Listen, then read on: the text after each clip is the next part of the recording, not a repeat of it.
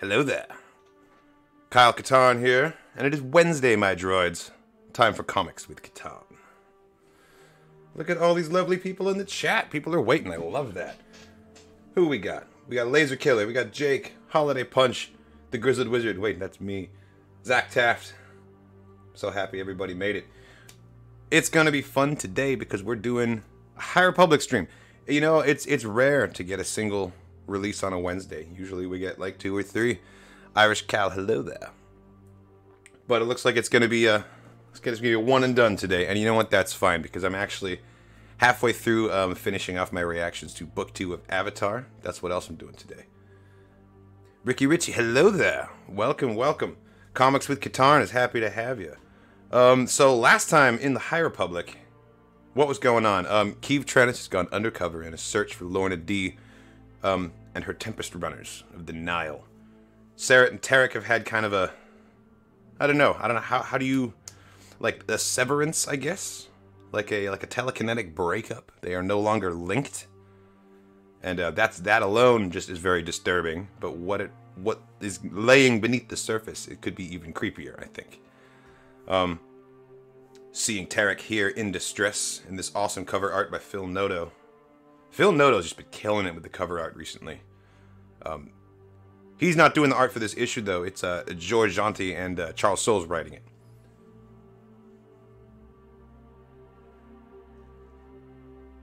What do I think was the best era of Star Wars, 2005 to 2013? You know, I would say, let's call it like 1995 to present, honestly.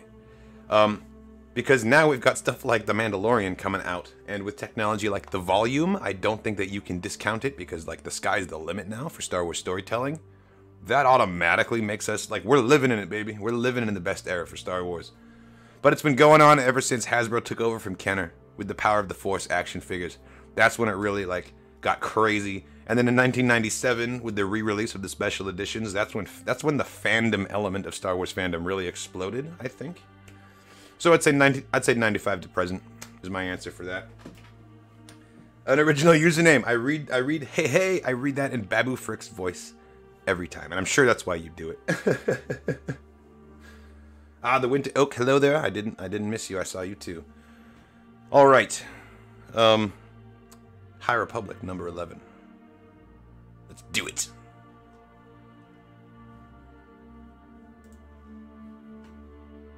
Okay, taking a... Babu is king, absolutely. I love what he represents. I love the fact that it's like 2020 and we're still having like little puppet men as characters in Star Wars. Like, it's not all CGI. Like, the practical effects are there, and that's Babu. That's why I love Babu Frick so much. He's hilarious and he's cute, and he's voiced by Moaning Myrtle, by the way. But also just the fact that he's still practical. The fact that he's a puppet when they could have gone CGI. Like, I love it. So we got our timeline here, and they keep throwing the timeline at us at the beginning of each issue as if things are going to change. I'm like, I'm pretty sure this story's not going to span hundreds of years, and we're going to stay here. The thing is, they're not adding these timelines to, for example, War of the Bounty Hunters didn't have one of these in the beginning of it. Crimson Reign probably won't either. They're only adding them to the High Republic, and I get that it's so that people understand where the High Republic is taking place in relation to all the events we're familiar with. But still, if you're going to introduce a timeline system, introduce it across the board, please. Let's get this timeline slapped on the beginning of all of the Star Wars things. Dr. Aphra should have this, you know?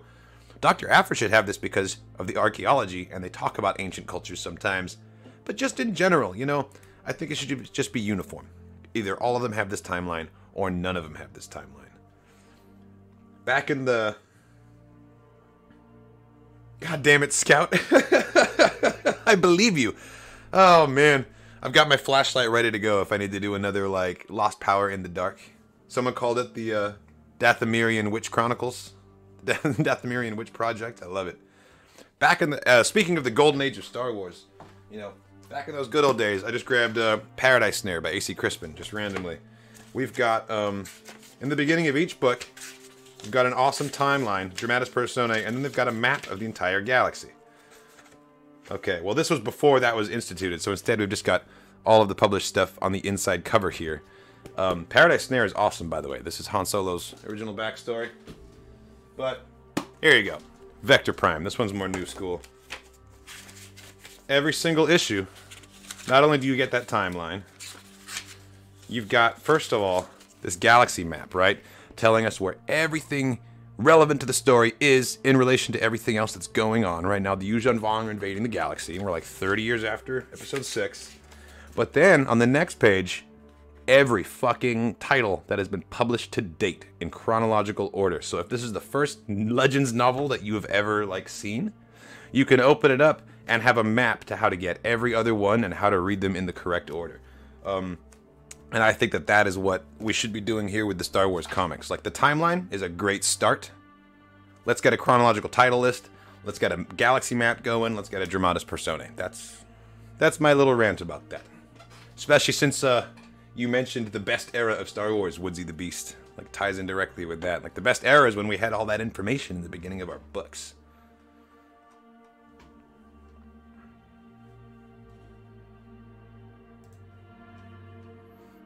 The High Republic. Jedi's End. Chapter 1. Only Fear. Sent undercover by Marshal Avar Kriss, the true identities of Jedi Keeve Trennis and Tarek have been discovered by brutal Nihil leader Lourna Dee. Dee has unleashed a terrible horror that is attacking the young Jedi.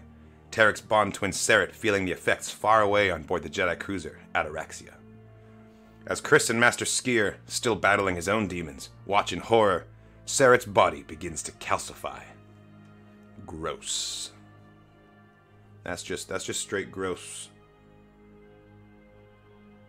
I just caught your comment there. Before we start, how many Legends novels between the Empire Strikes Back and Return of the Jedi are there? Let me just tell you what's on the list from Vector Prime. Vector Prime is not comprehensive because a lot of books came out after it. But we've got Tales of the Bounty Hunters, Shadows of the Empire, and then Return of the Jedi. So we've only got 3 titles listed in here, but that got fleshed out quite a lot before the end of Legends. But Tales of the Bounty Hunters is awesome, and it's pretty much Book of Boba Fett now, too, so. Zeiss, the Outer Rim. There is no fear. No fear. I was absolutely horrified. There is no...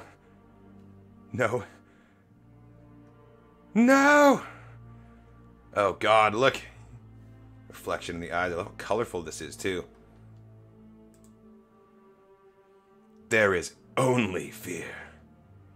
No. Oh my God, it's just feeding on him. Look at Lourna Dee in the background, just like evil silhouette with the glowing eyes. This is cool. I need to get away. I need to get away from... I don't know what it is. The thing in the box that shouldn't exist. The thing in the box that got into my brain. The thing in the box that's turning Tarek inside out. What is it? Oh, Criff, please someone tell me what it is. What's in the box? This is absolutely horrifying. This is some next level awesome artwork right here from Georges Jeanty. Someone make it stop. Heh, almost too easy.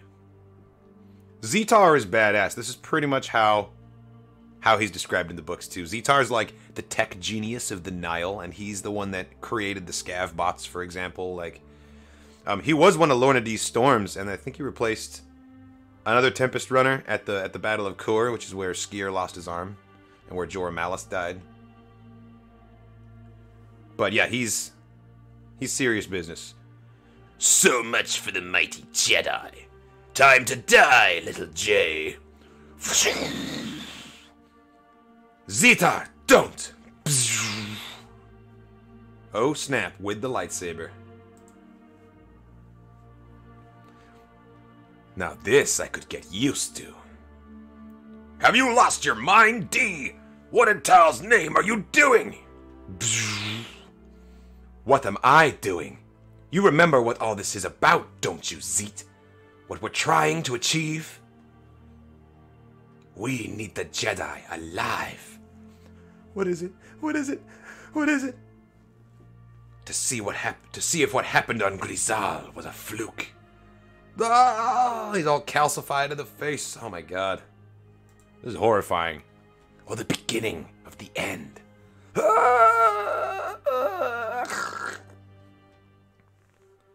Jedi cruiser Ataraxia. Deep space. What is happening to them, Avar? I don't know, Skier. Their song. I can't hear it. Just like I can't hear yours. We must get to them. Must get to Tarek. I don't think that's a good idea, Sarah. You should be in the sickbay. No! Sickbay. We need medical droids on the flight deck, now! Jedi, tell me what you're feeling. Is this like Sedri Minor?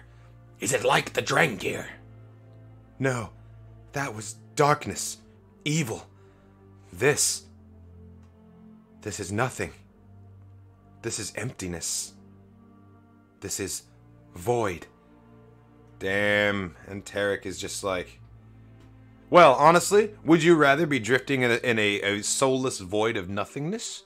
Or would you rather be screaming as your body calcifies and your face twists and melts off? Like, I don't know who's in a worse position right now, to be perfectly honest.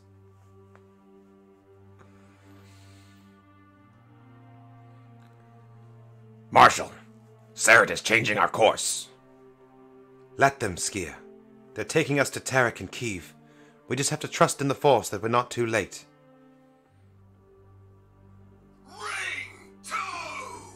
Oh, pardon me. That is just it, Marshal Chris. The Force is gone.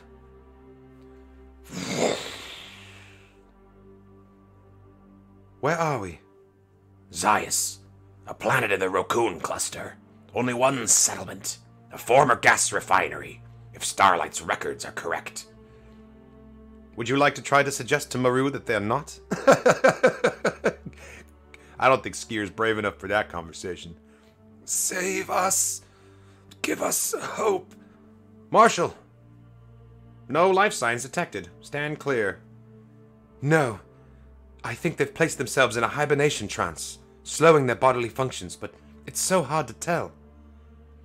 I can barely sense them. It's as if their essence, their very being, has been eradicated. They're not dead. But neither are they alive. They're just missing. What the hell kind of weapon are they using? Well, someone's definitely here. And they're not pleased to see us. Nuran, you and Galdros have the Ataraxia. Skier and I will deal with those fighters. Remember, aim to disable in conflict, not destroy. The Force will guide us, Marshal. Scopes are picking up... Oh, whoops. Scopes are picking up a second wave. Think you can handle a Vector? Do you even have to ask? I saw you talking to Dr. Genole. I'm assuming it wasn't good news. Right, about his arm, and after his, bonding with the Drangir, he's really not in a good spot. I'm not sure if he can pilot this. This might go really badly for him, actually. It will not stop me from finding Kiev. That isn't what I asked. I know, but a Jedi must live in the present, and right now. She is all that matters.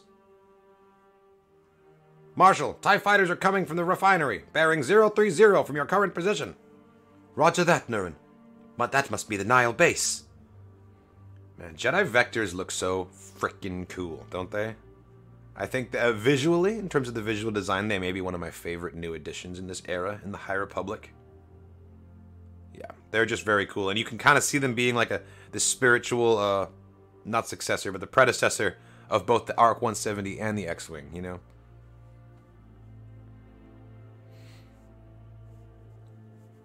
Give us cover so we can go in. Marshal, down there, on the landing pad. That's Keeve's storm ship. They're definitely here. Then why can't we sense them? I don't know, but trust me. You'll soon get used to it. Marshal, multiple ships are scrambling. Yep, there they go. Reinforcements are going out. They won't get far. Beep. Nice. Jedi, didn't you hear me earlier? This is not our way. Yeah, way to disable in conflict there, Skier. Not for you, maybe. But it's the only way I have left. Skier! Oh my god, he's just leaping out. This is dope. This is cool. Like a boss. Griffin Lizard, light him up! Tell me where she is. Ah! Holy shit, saber throw! Oh my god, it's so beautifully drawn too, the way we get the full arcs as you like does a 360 rotation and each of these targets. Oh my god, Skier, it's amazing. Saber's light. Marshal. I need to get down there, Nurin. I thought Skier could have turned a corner, but I should have known better. It's as Master Yoda always says, once you walk the dark path, it's forever in your heart. Everyone, move! Scared of a J, Lourna? You surprise me. Not scared, experienced. Nice. Just a pommel bash to destroy the guy's, hit like the face visor. Brutal. I've faced that brute before. He's not like the rest. Really? Can he bleed? This would be a sweet matchup going toe to toe. Like crazed, like enraged, one-armed Skier versus Zetar in his like little mech suit. Rawr! I'll take that as a yes. Then he's all yours. Uttersond, tell me you have the leveler clear. Already loaded, Tempest Runner. We're waiting for you to blast off. You take your little pet, Lourna. I've one more skull to crush today. Maybe I'll wear this one's teeth as a... What the... That's not... Ah! Fuck yes! Skier for the win! Oh, there was never any doubt. There was never any doubt. I knew he had this. Don't hurt me, please! Now you beg for mercy. Tell me where she is. Tell me, what have you done with her? Master. Keeve, are you hurt? I don't know. It was awful. What was? I can't even remember. There was something attacking us. In shadow, and I couldn't move. I hid, Skier. I hid when they... Tarek! Skier, we need to help Tarek. I'm not sure we can. Marshal? Oh, he's just down. Oh, yeah, Tarek may be beyond saving. Oh, stars. Tarek? Tarek, can you hear me? That is a lifeless corpse. There is nobody home. Look at that face. Jesus.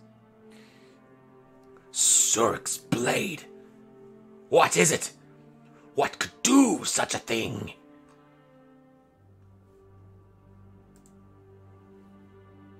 The person who knows is on that ship. Lourna Dee. Get us out of here. Full thrusters. No. She slipped through our fingers once before. But not today, as the Force is my witness. Oh my god, Avar Chris, what are you going to do? I'm not going to let her escape again. Dope. Dope. To be continued, of course. You know what? Ooh, you know what she should do? She should use her unique version of the battle meditation that she did in that first book in Light of the Jedi during the hyperspace disaster, and just reach out and connect with every Jedi in the High Republic to bring this ship back down and just like pluck Lourna Dee right out of it and stick her into a cell. That's awesome. Yeah, this and just the artwork was incredible for this too. It was so colorful. Let's see, do we get some cover arts on this one? Nice. Lourna Dee is badass. She's a really cool character, just as a concept as well. Picking up the reins from Marchion Ro, I think that she's doing a really good job of that, you know. She's not the Eye. She's not trying to be the Eye. She's trying to be something different. The name, though, Lourna Dee just sounds like a product line of baked goods, doesn't it? Like, I can't be the only one that thinks that. Like, come on down, try the new, like, Lourna Dee's apple pie. Like, that's just what it sounds like to me. I don't know why. But yeah, other than that weird arbitrary association with baked goods that my ADHD brain has for some reason, I think Lourna Dee is absolutely killer. And F in the chat, totally sounds like a 50s movie star. Yeah. It's like Sandra Dee from Grease. That must be what it is. You know, she sounds like Sandra Dee. I don't know if Lourna Dee would be played by Olivia Newton-John. Actually, I could see it. That's pretty cool, actually. Yeah, more on that later. Okay, so 11. Excuse me, number 12. Kavan Scott and Ario Anandito, huh? Okay. Cover art by Phil Noto. Again, this is going to be a real treat.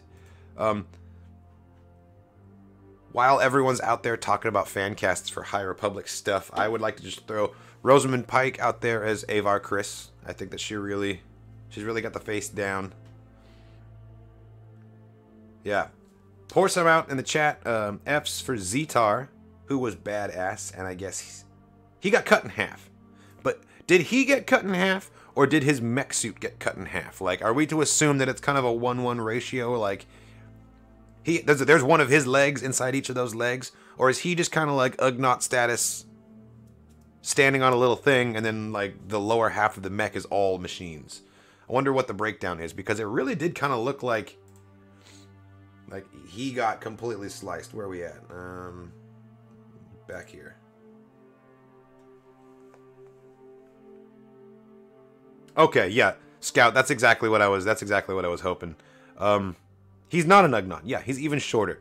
So his mech suit, basically his offensive capabilities have been taken out, but I don't think Zetar's fully. I don't think he's fully out of the running here. Cool.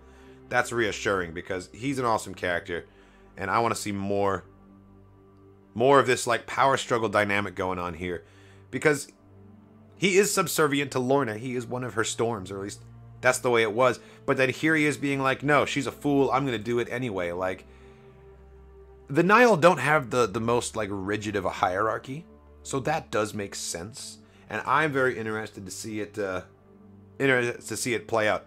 Tarek, on the other hand, is like extremely dead. There is no coming back from that. In fact, I want to go back to those first pages.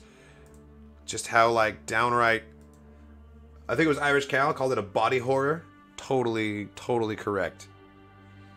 I need to get away.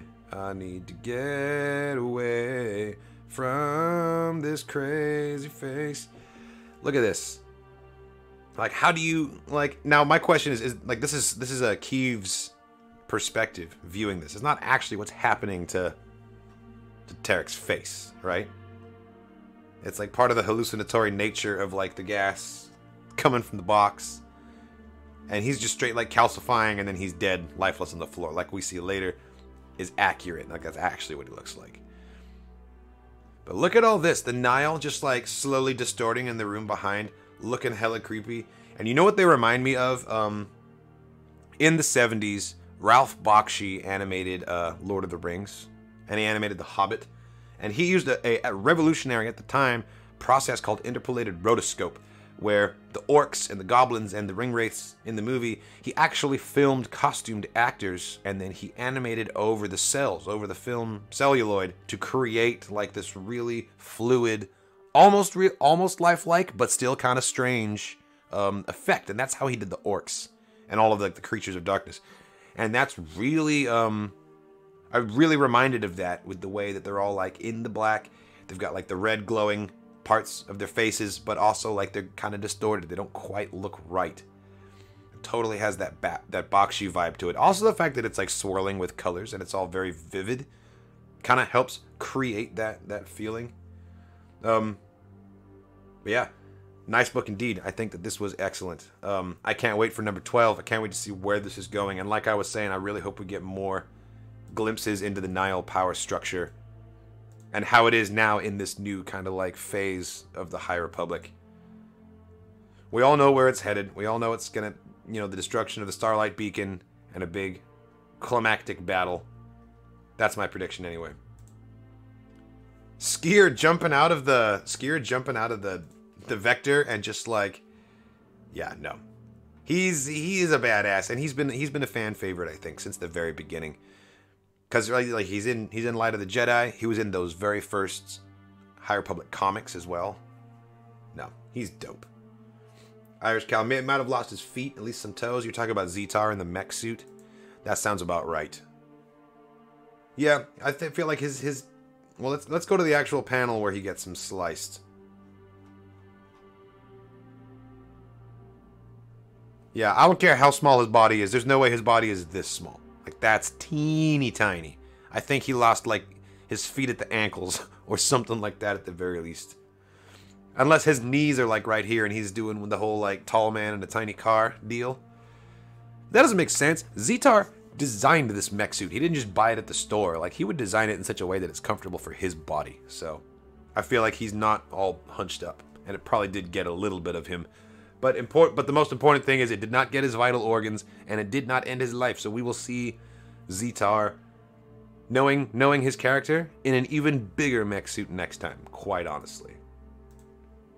Can't keep him down. Yeah, this is not a man who's dead. This is a man begging for his life. Like, please don't hurt me, like he hasn't been hurt yet, you know? I don't know. I guess it really does remain to be seen. But I'm sure we've not seen the last of Zetar. We have, I'm gonna say definitively seen the last of Tarek, unless we get some sort of like a Tarek and Serret both live inside Serret's mind now kind of deal. Like, honestly, it's a big old question mark if we're even gonna be able to reclaim Serret at this point, because he's lost his own mind on the level of an empath, you know. Because their bond was so deep and so intimate. If Tarek gets destroyed on a mental level, that has to do damage to Serret. It has to. Yeah. Look at this. Look at this badass chica right here. I like to think that she's a descendant of Janata Teros. And Janata Teros, the light side paragon, would be very disappointed in her great granddaughter leading the Nile. But she'd be like, you know what, I dig your fashion sense though, and she'd respect it. Awesome. Cool. Well, that's all I got for Comics with Katarn today. It's actually going to be a shorter stream, but stay tuned because we got more fun stuff coming. And on Friday, I'm going to be going live on YouTube reacting to the Kenobi trailer, as well as sizzle reel first looks at Andor and the Book of Boba Fett. Hopefully. That's what's rumored. Maybe I'll be looking like a fool come Friday, and none of that will happen. Only one way to find out.